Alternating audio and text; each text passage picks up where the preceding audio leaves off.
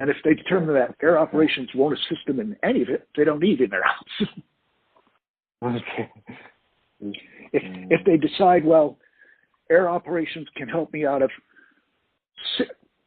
say, 8 out of 10 of these objectives, well, now we're looking at something. Now, this is a justification for an air op thing. If it'll support you out of 3 out of 10, you may have to ask yourself, is it worth the expense? Or can I do it an alternative way? Okay. That's very what they have to look, yeah, they have to look for a return on investment, the ROI. But how would you measure the ROI for such? I mean, you're paying for the aircraft and for setting up the organization, but the return on investment itself, like, it's quite difficult to measure in monetary. You won't be able to measure it for crime reduction. Probably, yeah, it'll probably be 3 years before you can get an accurate return on investment figure. Because, but like I said, if you look at, if they set out their tasks and then try to decide which of those would be assisted by an air op, that's the first step. The next one is then for those items. Sorry. Could you repeat that? Yep. Okay. They look at their tasking. They decide which of these tasks could be assisted by an air op. And then for each of those tasks that they've identified as being that could be assisted by an air op, then they have to drill down and say, how exactly would I use it? And that's where they would probably have to start doing coordination with other air op organizations. Say, how do you do this? How do you do that? Okay.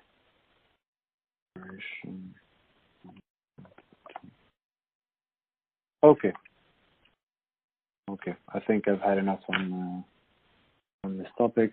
From cons, case studies, blah blah blah.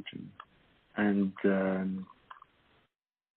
actually, you mentioned something at the beginning that I think would be interesting. You mentioned that you could talk about the different uses for helicopters, drones, and fixed-wing aircraft. So I think I already have the information I need on that, but I would love to have your insights actually. Okay. Well, basically, like I said, the advantages. So I was looking at for fixed wing, you've got longer flight time endurance. They can stay up longer. They can carry large payloads. They can carry observers and additional flight crew. They've got higher speeds and greater flight range, and they can be equipped with multiple sensors. And they can also have an all-weather day and night capability. So those are advantages of a fixed wing. So they can carry more sensors? More sensors, you said? Well, they can carry multiple sensors because they have a much greater carrying capacity. So you're looking low light, thermal imaging. Okay. They can use multiple communication systems, and they can be used almost as an airborne command and control for that one. Oh wow! Okay, automatic control. A lot. And if you're doing something like drug interdiction, border control, search and rescue, they tend to use fixed-wing aircraft. So you said search and rescue, border control, and what? Drug interdiction. Basically going after smugglers. Wait, can you repeat the word drug what? Drug interdiction. Interdiction. Okay, sorry. Yeah. Okay, fine. And are they using these aircrafts for the fire protection? Yep, they can use it for that. They can use it for public asset management, and any place where you need to stay up and look over something for a long period of time. It works out well. Okay. But the disadvantages are also up there too. They've got a high procurement cost. Yep. So what are the disadvantages? The other advantages is one of the other advantages they have an all-weather and a day and night capability. A lot of helicopters can't fly at night or in bad weather. Oh, okay. All weather and night capacity. Okay. Fair enough. Now, You said there's disadvantages as well? yep. Disadvantage, high procurement costs. Aircraft costs lots of money. Okay. They've also got a high maintenance requirements, and there's a high associated cost with that. Okay. They've got to have a fixed operating location. So in other words, a runway, a hangar, that type of thing. They have relatively high operating costs as well. Costs more to keep them up in the air an hour than, say, a drone does. And you need to have trained air crews for them. Mm. And here's the big thing that's a negative for them. They can only land at suitable landing strips. So, you can't touch down in the middle of a town.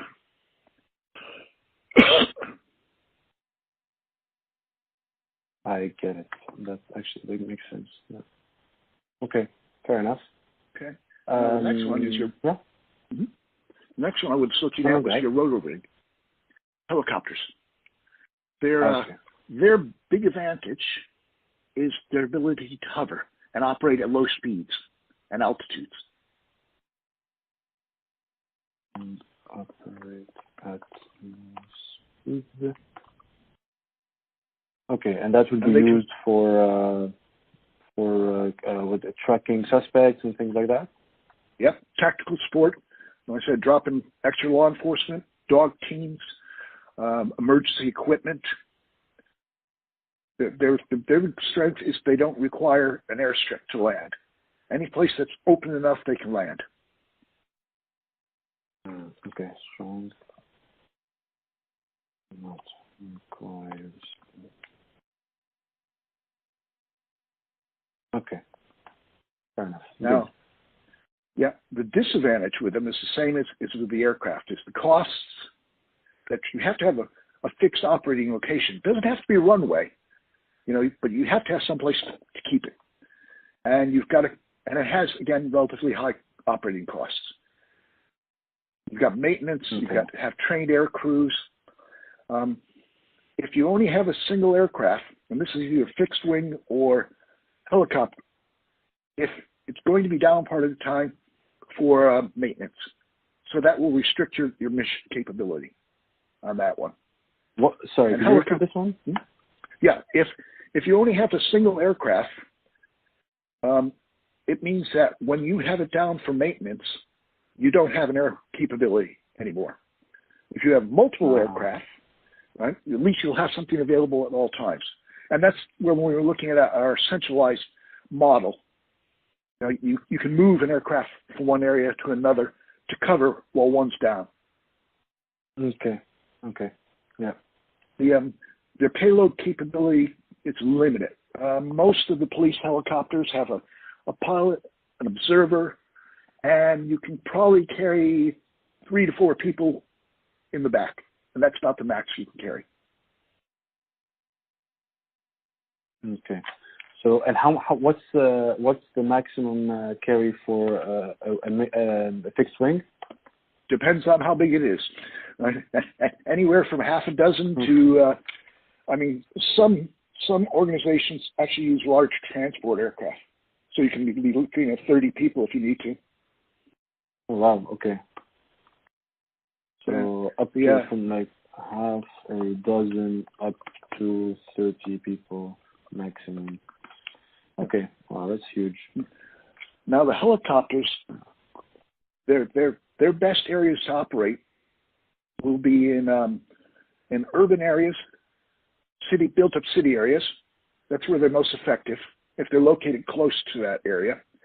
And they can be used in rural areas, but they have a limited speed and range as opposed to fixed wings. So, they use them for search and rescue, but usually only within a limited area.